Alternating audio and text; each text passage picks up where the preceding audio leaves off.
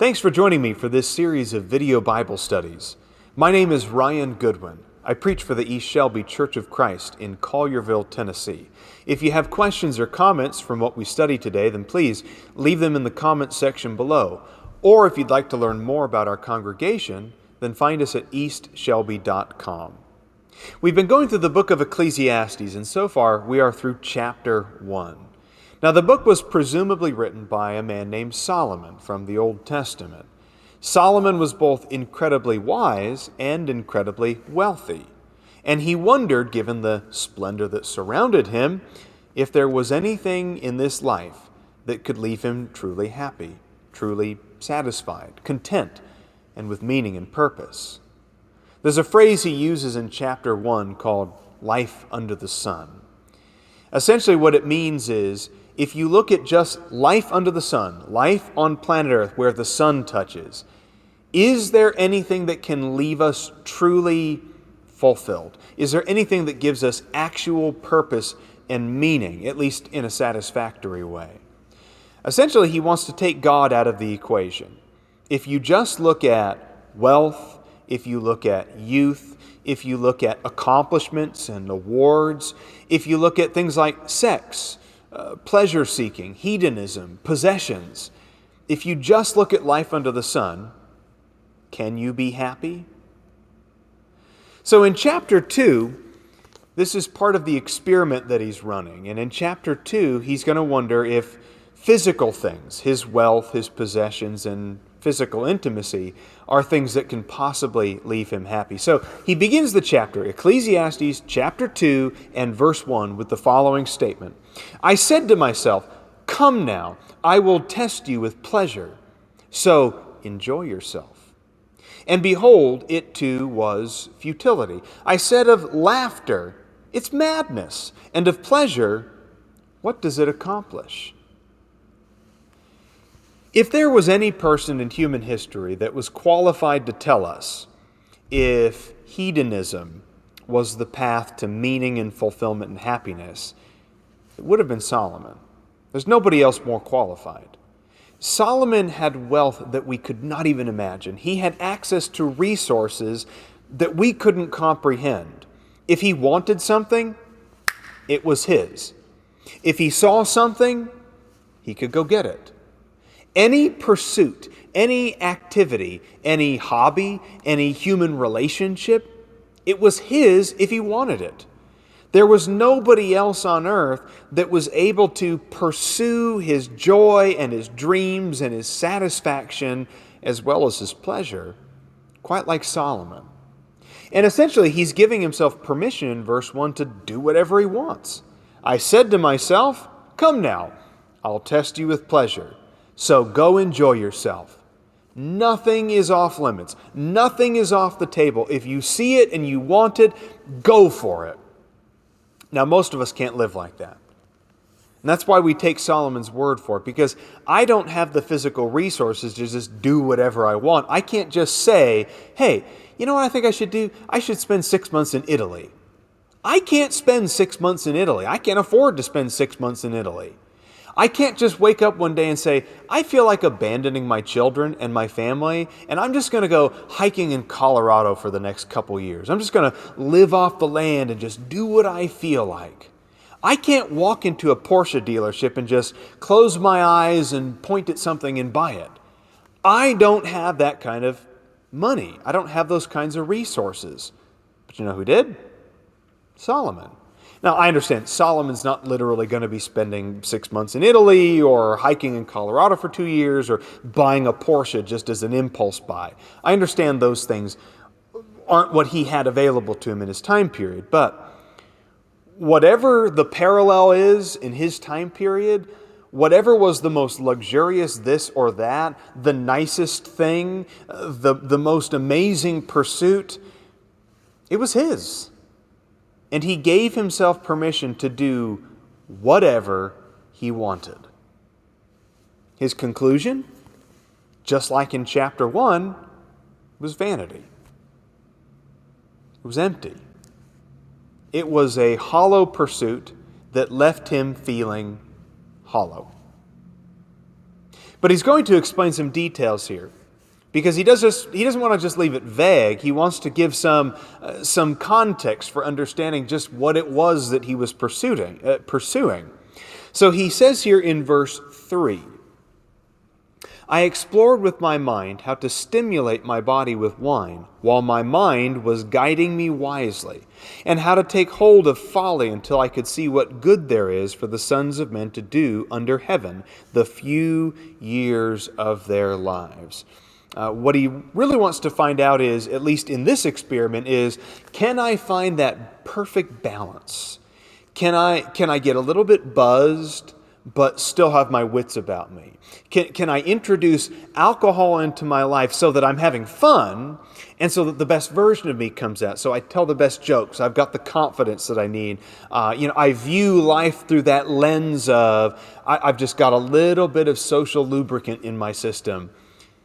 But I also want to have my wits about me.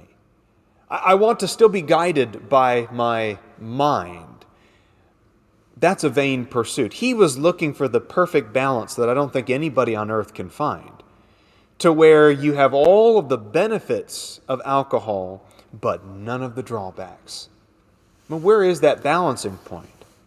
Where do we find that perfect world?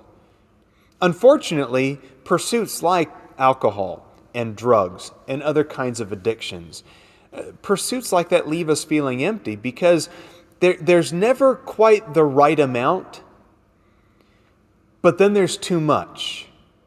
And where is that tipping point? I don't think it exists. I don't think Solomon found that tipping point either. He was hoping that he would be able to introduce alcohol into his system and have all the benefits and all of the fun, but have none of the drawbacks. He didn't want to become a slobbering drunk. He didn't want to sound like an idiot. He didn't want to stick his foot in his mouth or say things that he would regret. He wanted to be able to explore, stimulating his body while his mind was still guiding him wisely. And unfortunately for most people, inebriation begins at the first drink. At least the effects of intoxication are felt at the very first drink. So he's looking for something that's impossible to find. I want to have my wits about me while participating in an activity that is inherently witless.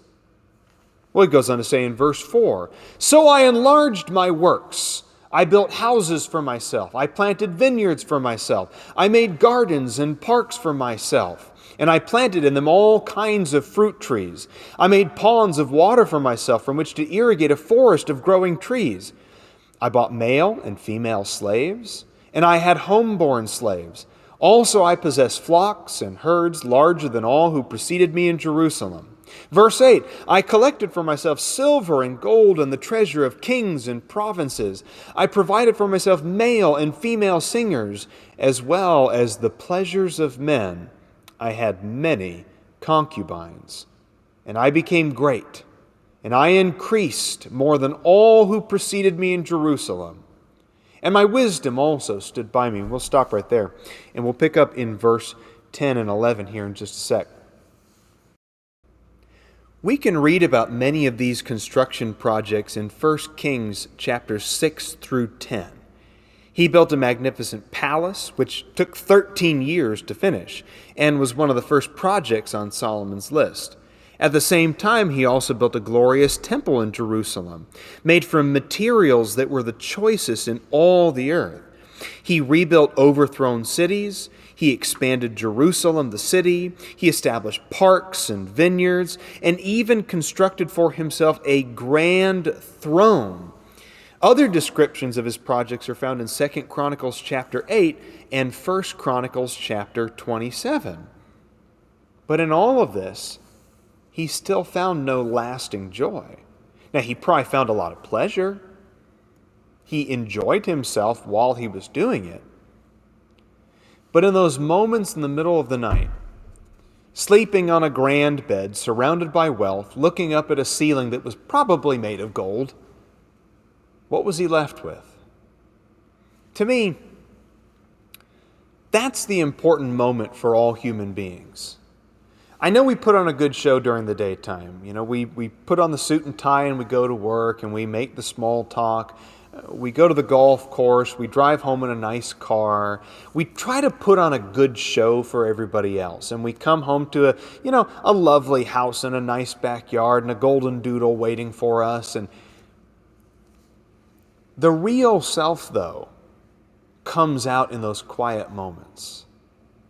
When the TV's been turned off and the cell phone has been silenced, and you lie down in bed after a day of busyness, and you're just left with you, your thoughts, and God.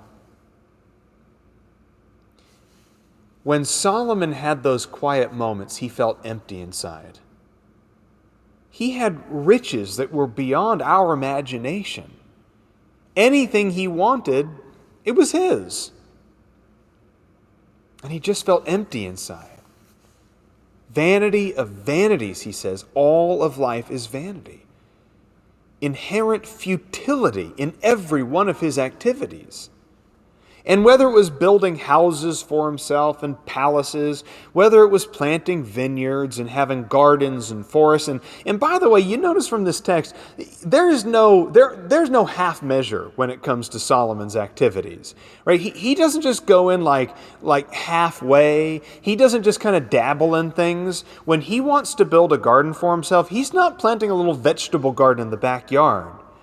When he wants to plant fruit trees, he's not putting a peach tree out in the corner of his yard. He is planting forests and vineyards. When he wants a water feature, there's not a little koi pond by his front door. There's not one of those you can go to the mall and get one of those little trickly fountain things that you can set up in your bathroom or something, right? A little trickly fountain. He's not buying a little trickly fountain here.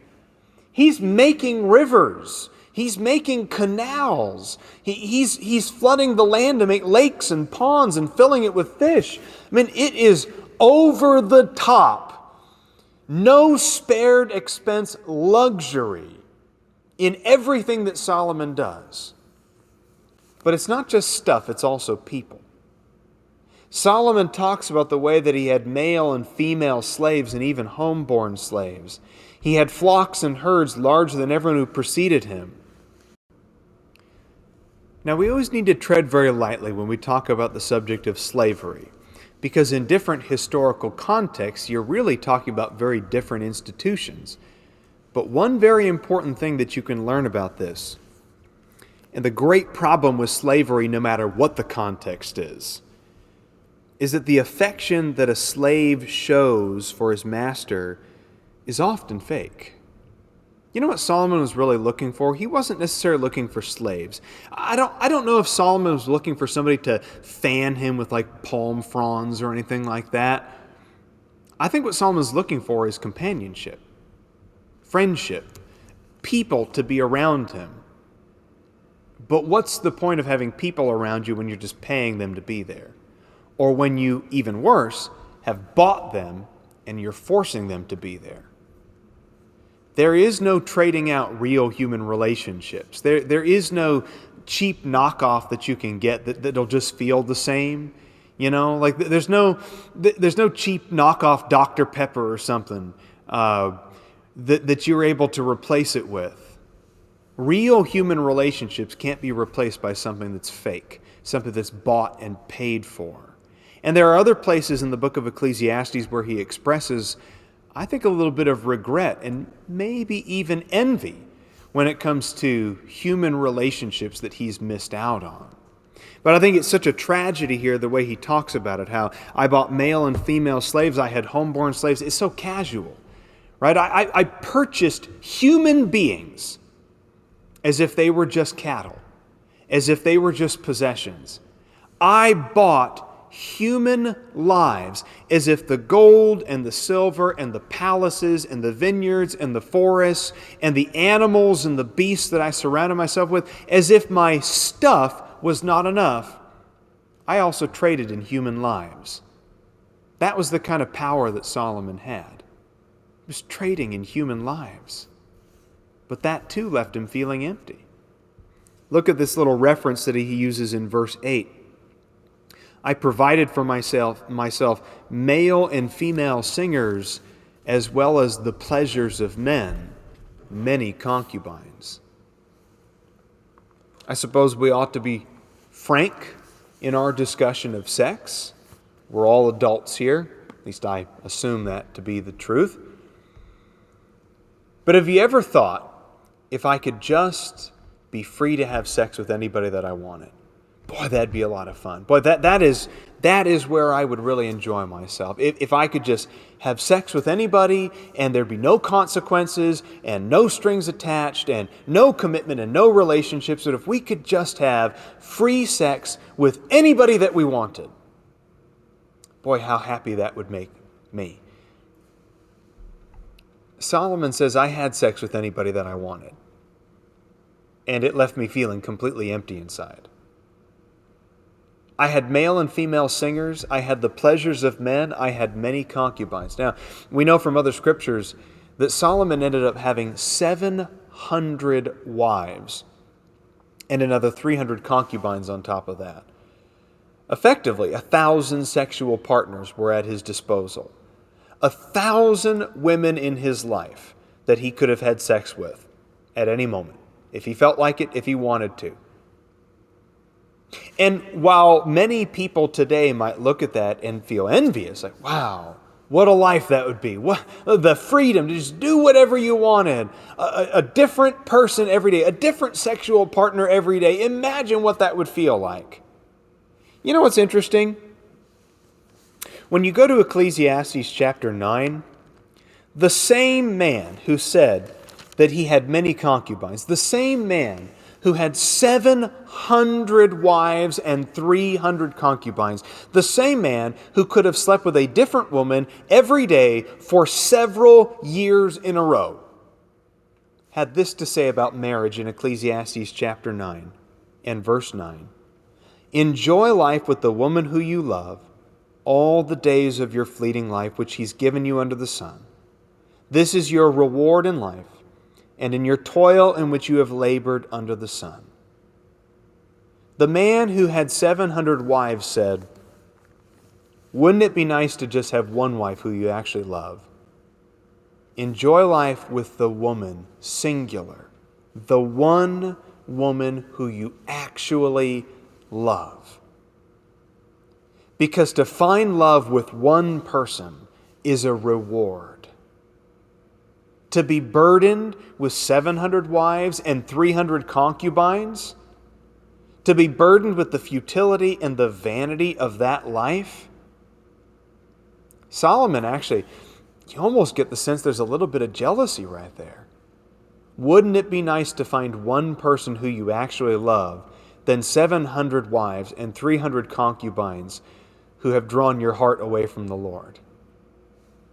Again, we talk about Solomon's experience, that if there was anybody who was qualified to talk about this, it is Solomon. He is the most qualified person to talk about this subject because he had the most access. He had the most resources. He can speak from real experience when he talks about the futility of a life of free sex and no consequences. So let's move on through our text here in Ecclesiastes chapter 2. Let's pick up here in verses 10 and 11. Ecclesiastes chapter 2, verses 10 and 11. And all that my eyes desired, I did not refuse them. I did not withhold my heart from any pleasure. For my heart was pleased because of all my labor, and this was my reward for all my labor. Thus I considered all my activities which my hands had done, and the labor which I had exerted. And behold, at this point you'd think he'd be proud of himself, pat himself on the back, like he's really accomplished something. And behold, all of it was vanity. It was striving after the wind, and there was no profit under the sun. So again, I put it to you, this question of, what if we could just do whatever we wanted? What if we could have anything we wanted, buy anything we wanted? There was no limit on it. If I saw something, I just could buy it. I could just have it. That's what Solomon is saying in verse 10. All that my eyes desired, I did not refuse them. I didn't withhold from my heart any pleasure. Anything I wanted, I got. Wouldn't that be nice? No, it wouldn't be. Not really, at least. Certainly wasn't for Solomon. So let's go on to verse 12. So I turned to consider wisdom, madness, and folly. For what will the man do who will come after the king except what has already been done? And I saw that wisdom excels folly as light excels darkness. The wise man's eyes are in his head, but the fool walks in darkness. And yet I know the one fate befalls them both. Now that must be frustrating because, you can read the book of Proverbs in the Old Testament, and most of it was written by Solomon, who was an incredibly wise person. It must frustrate Solomon, though, to look back on everything that he's written, everything that he's learned, everything that meant so much to him in his pursuit of knowledge and wisdom. And then it just dawns on him. What really is the good of wisdom? I'm going to die just like an idiot does. So whether you're wise or you're an idiot, you both end up dying. You both end up rotting in the grave. What is the purpose of wisdom then? If wisdom doesn't make you live any longer, if wisdom doesn't keep you from dying, if wisdom doesn't, and remember, we're talking about life under the sun, right? God is not part of the equation yet. God has not been factored in to this math equation. He is looking at life under the sun. So he's saying, when you just look at life under the sun, in the end, what's the difference between the wise man and the fool? They just both end up dying. So why did I waste my life being so wise? Why did I pursue wisdom to this great extent? When whether you're a wise man or you're a fool or you're a madman, the same fate ends up befalling all of them. So I said to myself in verse 15, as is the fate of the fool, it will also befall me. Why then have I been extremely wise? So I said to myself, this too is vanity. Now remember, in chapter 1 we talked about this idea that just because something is vanity doesn't mean that it's evil, right? It's not inherently bad. There are just some things that are vanity. Eating is vanity, right? You eat something, you fill your belly, and then 2 or 3 hours later, you're hungry again. Now, that didn't mean it was a bad thing that you ate breakfast this morning. It just means that it's vanity. It's futility. It doesn't have lasting accomplishment attached to it. And that's what he's saying here about his pursuit in this life. I spent my entire life trying to pursue wisdom. I tried to be a man of understanding, a man of depth, a man with substance, and I pursued it. I'm still going to die, though. And I'm going to die just like a fool dies. And the same fate befalls us both. And so whether you're a wise man or a fool, you're still going to die. And if it's just life under the sun and there is no God and we're just looking at life as we see it, this physical fleshly life, I guess my wisdom was vanity also. All of that work I put in, all of that knowledge, it's just as vain as anything else. So verse 16, there is no lasting remembrance of the wise man as with the fool, inasmuch as in the coming days all will be forgotten. And how the wise man and the fool alike die. So in verse 17, so I hated life. I hated life, for the work which had been done under the sun was grievous to me, because everything is futility and it is striving after the wind. You see the frustration. Imagine what it would be like if you found out that your entire life's work was a complete waste of time. That project, that research, that book, that idea, that monument. Imagine what it would be like if it just suddenly dawned on you. Everything that I've been working toward, my whole life's pursuit, was a waste of time. You'd probably be pretty angry also. Yeah, Solomon's mad. You can see it. It's right there on the page. He's mad about it. I hated my life because everything that I thought was worth living for, everything that I thought I was accomplishing, was just driving after the wind. I was chasing after the wind. And it's breezy outside today. Imagine if I went outside and I was just running around the parking lot chasing after the wind, trying to put it in my pocket, trying to put it in my mouth, trying to hold it, capture it. What a vain, pointless existence. And so he says in verse 18, he shifts gears a little bit here in verses 18 through 23, but he says in verse 18, "Thus I hated all the fruit of my labor for which I had labored under the sun, for I must leave it to the man who will come after me. And who knows whether he'll be a wise man or a fool, yet he'll have control over all the fruit of my labor for which I have labored by acting wisely under the sun. This too is vanity. So I completely despaired," verse 20, "I completely despaired of all the fruit of my labor for which I'd labored under the sun." When there's a man who has labored with wisdom, knowledge, and skill, then he gives his legacy to one who has not labored with them. This too is vanity, and it is a great evil. Verse 22, "For what does a man get in all his labor and in his striving with which he labors under the sun? Because all his days his task is painful and grievous. Even at night his mind does not rest. This too is vanity." And I guess the central issue in these verses is, what if I work my entire life and I build this great life of accomplishments and awards? What if I store up great treasures for myself and I build houses and I build up a monument to my life's work? And then I have to die and leave it to somebody else. And what if the person I leave it to is a moron? What if the person I leave it to squanders everything that I've done? Everything that I've accomplished, and he squanders it, and he wastes it, and he destroys it. He takes my good name, and my reputation, and my story. I love the word he uses, by the way, legacy. He says he takes my legacy. It's a sad thing about a legacy, isn't it? Once you die and you leave that legacy to the next generation, you have no control over it anymore. You have no control. You have no control over what the next generation is going to think about you.